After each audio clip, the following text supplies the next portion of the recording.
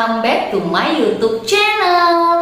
Bangsa Indonesia dikenal sebagai bangsa yang kaya akan budayanya. Masyarakat yang majemuk di Indonesia menjadi salah satu alasan Indonesia memiliki berbagai macam adat istiadat dan seni budaya.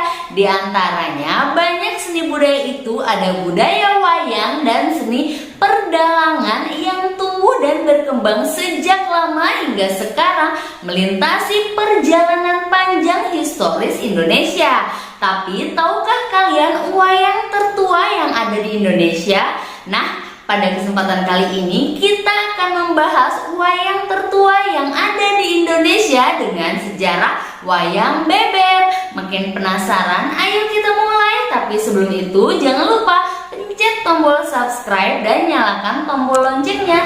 Sekarang kalian semua duduk yang cantik, siapin tahu gejrot level 5, es kopi gula aren, nasi kebuli baba haji, dan kita mulai. Intro.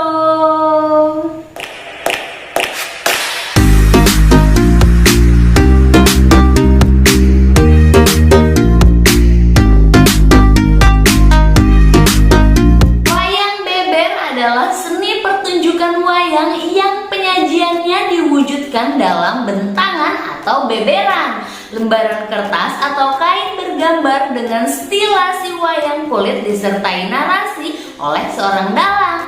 Pertunjukan wayang beber muncul dan berkembang di Jawa pada masa pra-Islam, tetapi terus berlanjut hingga masa kerajaan-kerajaan Islam seperti Kesultanan Mataram. Cerita yang ditampilkan diambil dari kisah Mahabharata maupun Ramayana. Setelah Islam menjadi agama utama di Jawa, cerita-cerita Panji lebih banyak ditampilkan. Awal mula pewayangan adalah wayang watu atau batu pada abad ke-9 atau wayang yang terukir pada dinding relief candi-candi. Kemudian berkembang menjadi wayang montal. Hal ini terdapat pada serat sastra Miruda tertulis Sengkalan Gembirang Wayang Wolu yang berarti 861 Saka atau 939 Masehi. Kemudian asal usul wayang beber dimulai sejak zaman Kerajaan Jenggala pada tahun 1223 Masehi. Walaupun bentuknya semula masih belum sempurna, tetapi pada masa Jenggala dimulailah perkembangan wayang beber. Bentuk wayang beber masih berupa gambar-gambar pada daun siwalan atau lontar. Kemudian ketika Raja Prabu Surya Hamiluhur menjadi Raja Jenggalan dan memindahkan keraton ke Pajajaran di Jawa Barat, dia membuat kontribusi besar untuk perkembangan cerita wayang purwa yang digoreskan pada kertas yang terbuat dari kulit kayu.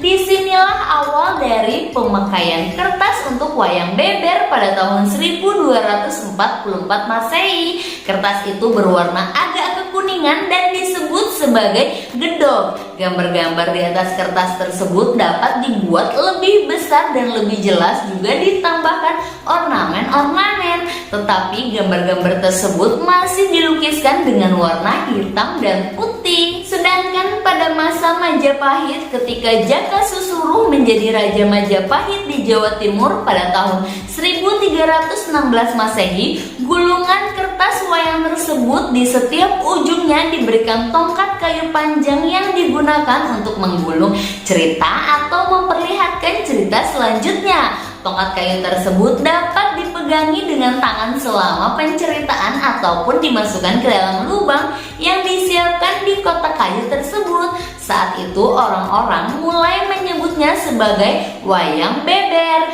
Beber yang berarti membentangkan dan juga menyingkap atau menjelaskan, yang hingga saat ini menjadi nama untuk jenis wayang tersebut. Ketika pemerintahan Raja Brawijaya V sekitar tahun 1378 Masehi, sang raja memerintahkan anaknya yang ketujuh, Raden Sunggi Prabangkara, untuk belajar wayang dan juga untuk menciptakan wayang beber purwa yang baru. Bentuk yang baru tersebut menggunakan beberapa macam warna, tidak seperti aslinya yang hanya berwarna hitam dan putih. Dalam pelukisannya dapat dengan dengan jelas membedakan antara raja dengan para punggawa. Raja Brawijaya juga memerintahkan anaknya untuk membuat 3 set cerita yang terpisah, yaitu Panji di Jenggala, cerita Jaka Tarelbet di Majapahit, dan satu lagi cerita Damar Wulan. Gambar yang terlukis dalam gulungan wayang beber itu bentuk wayangnya masih sama seperti terlihat pada wayang beber di Bali pada saat ini. Lalu pada masa Kerajaan Demak tahun 1518 Masehi, ketika itu mulai timbul kerajaan Islam di Jawa dan mulai terjadi perubahan yang menentukan perkembangan wayang beber di masa selanjutnya. Gambar-gambar yang ada di dalam wayang beber masih melukiskan karakter dengan bentuk asli tubuh manusia. Hal tersebut dilarang dalam hukum fikih di dalam Islam. Lalu utusan-utusan Islam dan juga para wali membicarakan tentang cara terbaik untuk memodifikasi bentuk wayang tersebut, karena di lain pihak wayang tersebut dapat terus berlanjut dan dikembangkan, juga bisa menjadi sarana untuk menyebarkan agama Islam. Pada saat-saat itu pula Sunan Ratu Tunggal mengembangkan cerita Panji untuk wayang gedong. Pembaruan bentuk wayang yang diprakarsai oleh para wali yaitu dengan melakukan stilasi atau distorsi sehingga bentuk wayang yang semula realistis menjadi simbolik. Proporsi tubuh dan wajah wayang tidak lagi menurut anatomi tubuh dan wajah manusia sewajarnya. Bentuk-bentuk simbolik pewayangan yang tercipta pada zaman Kesultanan Demak itulah yang menjadi model pertama atau prototipe bentuk-bentuk simbolik pewayangan masa kini. Lalu ketika masa Kerajaan Kertasura tahun 1690 Masehi di bawah pemerintahan Mangkurat II di Kartasura, gambar wayang beber diciptakan kembali dengan lakon Joko Kembang Kuning. Cerita itu mencapai 6 gulungan kertas dan pembuatannya selesai pada tahun 1692 Masehi. Selain itu, pada masa Raja Pakubuwono II di Kartasura juga dibuat wayang beber dengan siklus Panji dengan lakon Jaka Kembang Kuning dan juga Remeng Mangunjaya yang selesai dibuat pada tahun 1735 Masehi. Kemudian ketika masa pemerintahan Pakubuwono II terdapat pemberontakan Cina, di mana saat itu keraton yang berada di Kartasura dapat dikuasai oleh musuh. Ketika dilakukan evakuasi, anggota kerajaan juga membawa semua benda-benda pusaka termasuk perlengkapan wayang beber Joko Kembang Kuning. Sebagian dari wayang beber ini menghilang di daerah Gunung Kidul, Wonosari, dan sebagian lagi berada di desa Karangtaun, Pacitan yang hingga saat ini masih dipegang dari generasi ke generasi secara turun-temurun. Wayang beber kontemporer diawali oleh wayang beber kota yang digagas oleh Dani Iswardana tersebut pada tanggal 14 Februari tahun 2005 dan pentas pertama kali di Balai Sujatmoko Kota Solo dalam acara menggambar perubahan Solo. Cerita yang dibawakan dalam pementasan tidak lagi menggunakan Panji itu sebagai sebuah narasi penceritaan, tapi hanya spirit Panji yang masih melekat dalam bentuk gambar dan penceritaannya.